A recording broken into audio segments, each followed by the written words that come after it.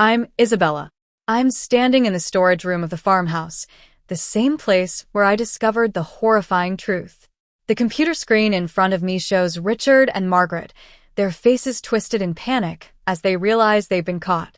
The sound of their voices fills the room, confessing to the murder of my husband, Henry.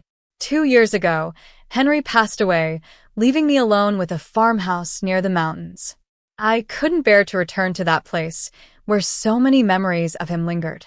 It was like reopening an old wound.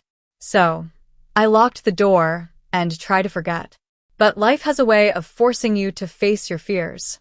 Financial troubles piled up, and I had no choice but to sell the farmhouse.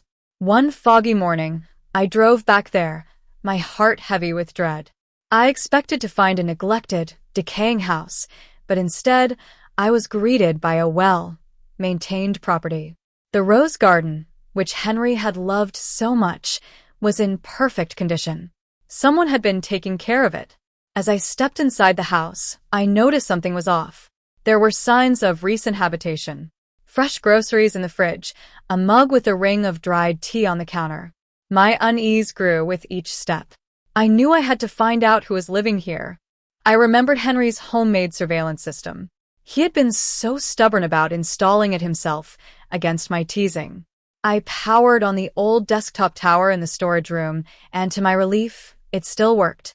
I logged in with the password that came to me instantly, as if Henry was guiding me. I started looking through the archived footage. And there they were, Richard, Henry's cousin, and Margaret, my supposed best friend.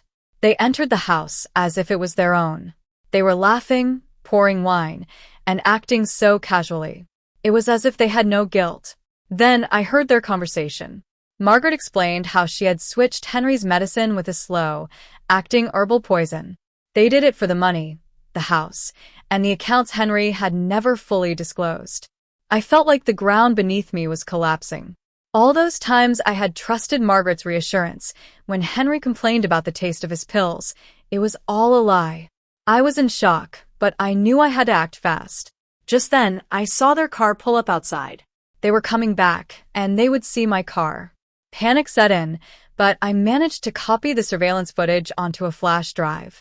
As they searched the house, I climbed into the attic through the access window that Henry had installed years ago. It was a narrow, dusty space, but it saved me. I escaped into the forest, injured and terrified. I knew I couldn't go home. I rented a small, dim room in a quiet part of town. I bought a prepaid phone and a dull, gray sedan to make myself less noticeable. I decided to gather more evidence. I went to the medical clinic where Henry had been treated, asked questions about his prescriptions and records. After some persuasion, I found out that Margaret had forged my signature to authorize alternative medications.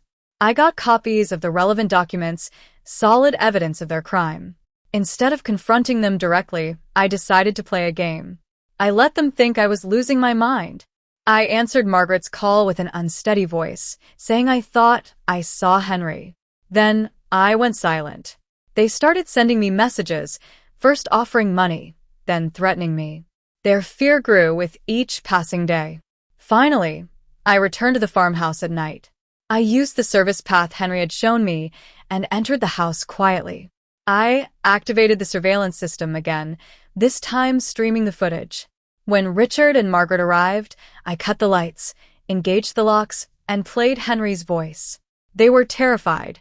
I placed the envelope with the medical records on the kitchen table. When they saw it, they knew they were caught. They started arguing and confessing everything. And just then, the sound of sirens cut through the night. The police arrived and they were arrested. In the months that followed, the investigation was thorough. The evidence was clear and they were found guilty. I sat through the court proceedings without showing any emotion. It was a chapter of my life that was finally closing. After the trial, I returned to the farmhouse one last time. I hired a crew to remove all the things related to the crime. The house felt empty, but it also felt free. I found a woman with 2 children who needed a place to live, and I gave her the house without any conditions. Now, when I visit the farmhouse, I see the children playing in the garden, and the roses are blooming again. I feel a sense of peace. Henry left me more than just a house. He left me the strength to seek the truth and the patience to wait for justice. Justice may be quiet, but it always arrives.